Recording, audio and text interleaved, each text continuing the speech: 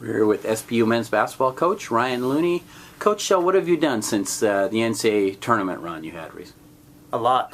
It's been extremely busy. We felt like our returning players had an unbelievable spring. Their work ethic and habits were nice to see. I feel like we made some progress with those guys. We finished recruiting late in the spring with a transfer from Colorado Christian, Joby Wall, to complete our roster. And then this summer we've had 6 camps and a ton of recruiting. So I think that we're finally to the point right here where maybe it does feel like summer a little bit. You mentioned Joby Wall. SPU fans may be a little familiar with him as his team came here to Brome Pavilion, played, and he had a spectacular game. What can we expect with Joby in a Falcons uniform this Well, year? I think he's an interesting player. We did play against him 2 years ago.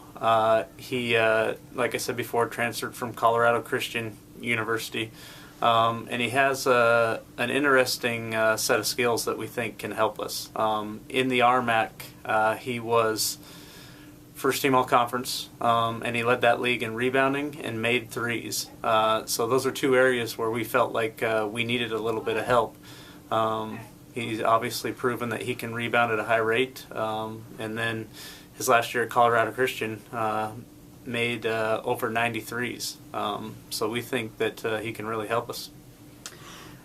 Your team has a trip planned, foreign trip planned. Tell us a little bit about that and the timing of that. Yeah, our guys will report back to campus on September 3rd. We will start preparation and practice at that time. And then September 10th through the 16th, we are going to go to the Bahamas and play 3 teams in their professional league. So we're excited about that. What level of play is the Bahamas? You know what? I'm a little bit unsure, to be honest. I would imagine that it'll be similar to playing teams at the NCAA Division II level. I know that there's Division I institutions that go on the exact same trip that we're going on and play against the exact same teams that we'll play against. We're excited for it because it gives us an opportunity for about 2 weeks here this summer to work with our team during a time where we normally wouldn't be able to.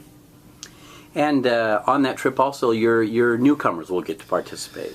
Yeah, if we position the trip during the right dates, the NCAA allowed the 3 new people on our team to be able to travel with us on the trip, and that'll be huge for not just them but for our team too.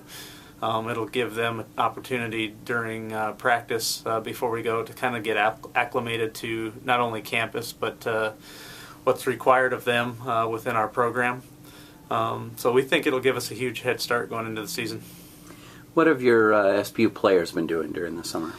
You know what? A lot of them are in the local Seattle area, whether they've just kind of stayed around campus for the summer or home with their families. So it's been nice. They've been through the building, in the weight room, in the gym, constantly all summer, and then a large portion of them have been here working all our camps this summer too. So it's been nice to, like I said, see how hard they worked in the spring and then kind of carry that over into the summer too. Is there a player that SPU fans can expect to maybe be surprised by who perhaps played a smaller role last year or something? You know like what? that? I think we redshirted 2 players last year that will have a chance to really help us. I think how soon that is will be up to them, how much better they've gotten from the time when they first got here and what they've done over the summer too. But Ryan Todd from Mill Creek, Washington, and Corey Hudson from Sammamish, Washington, I think both those in time can be special players for us. Talk a little bit about Andy Poling, who had a nice first year at SPU, and I would expect to get even better next year. Yeah, I would hope so. I think Andy, for the first time in his college career, found some comfort last year, and I think that that's continued to grow in time as he's been on campus. I think that he got a lot of confidence back that maybe he was lacking a little bit when he first got here. We're expecting big things from him. His body's in great shape right now. Just like all the other guys, he's worked hard from the end of our season to now. I would expect big things from him in the next 2 years. And lastly, talk a little bit about David Downs, who last year was thrown into the fire as a freshman point guard due to injury and really performed well. Yeah, it was really unfortunate when Chris Banchero got hurt last year. It really affected the way in which we went with our season, probably. I thought we still had a lot of success. We just had to play a little bit differently than what we originally planned on playing.